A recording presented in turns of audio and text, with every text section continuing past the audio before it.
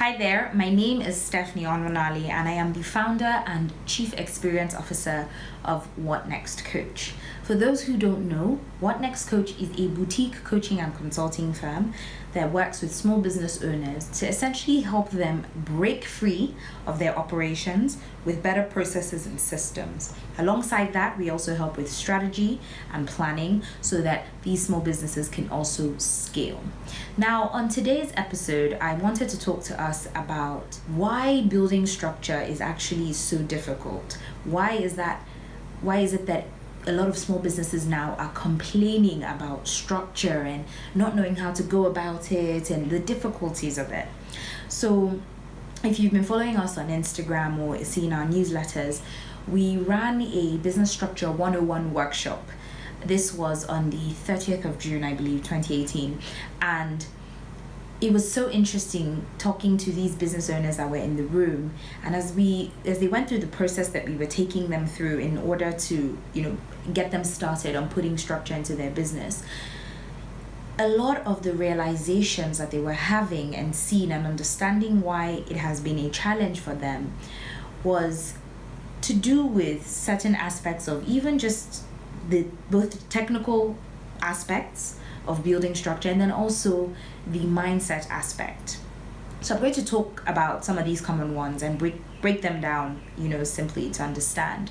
Now, the first thing actually was, okay, I don't know where to start. I want to build structure. Where do I start? How do I actually begin that process? So at the workshop, we talked about something called a business operating system, which is essentially your structure. And the first point of call, the starting point, is your processes.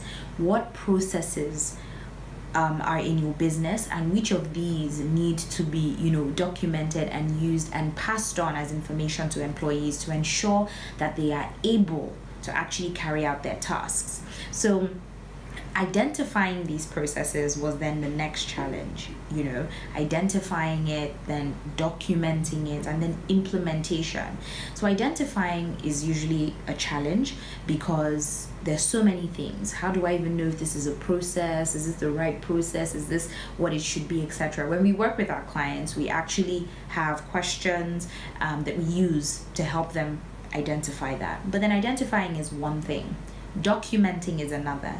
This then brings me to the next point of lack of time. A lack of time, especially if you are a business owner who is very much into your operations, you don't have the time to be documenting processes because there are more income generating activities you need to focus on. Who's going to do business development, who's going to train employees, etc. So not having the time, then you're like, where do I begin to document these things? Where do I find the time?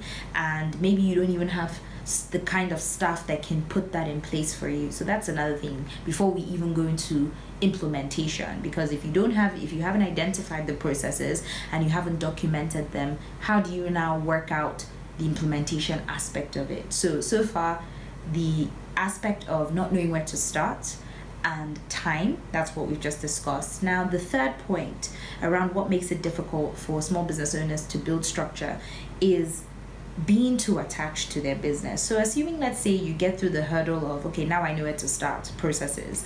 Now I know time is an issue, but okay, assuming you work out the time bit and you identify the processes, you document them, you know how to go about implementing them. Many businesses started off out of passion, a skill, something that, the vision of the business owner. So a time comes when you have to become less and less attached to actually operating the business. And if we're honest, many of us get validation from running our businesses. But when you actually put structure, it takes you as a business owner out. And the more people do that, the more they realize, do I really want to take myself out of it? But the truth of the matter is, it's for you to now be able to take on more strategic roles, for you to be able to now do more CEO type stuff as you are the owner of the business. And if you don't get yourself out of the way, the business won't scale, and it's not worth you thinking that every aspect of your business needs you, because it really doesn't. There are many other people who can handle a lot of the tasks that you're probably doing. So you need to get into the mode of delegating, and just don't be so attached to actually running the business, so that you can now move on into more strategic things. Focus on your business development, focus on, how to improve the way you market and bring money into the business while other people run that. So having the processes in place and building that structure, you also have to be willing to let go and let your employees run the business. Just invest in training for them and fire the bad eggs, invest in training the good ones for sure. So that's something to keep in mind. And then another point I wanted to raise was not being willing to invest in the professional help that you need. Building structure, apart from the time aspect, there's also some technical information. There's also some processes and steps towards doing it. If you are not willing to invest in that kind of professional help, work with a business like us, because this is a big part of the work that we do for small businesses, then it's going to be more difficult. And the reality is, not having structure doesn't actually stop your business from growing. But what you then run the risk of is, as your business grows naturally, you get to a point where either the quality of your output, so whatever product or service you provide, begins to drop, or you just find you're not able to actually handle capacity anymore. You're maybe having to turn down jobs or not take on, not being able to actually provide more of the service that you do. Whatever it is, you just find that it begins to affect the quality of what you do. So you have to be willing to invest in professional help, whether it's on the documentation side of it or the implementation side, or just general business advice, that is tailored to your business and what you need. So you have to keep that in mind.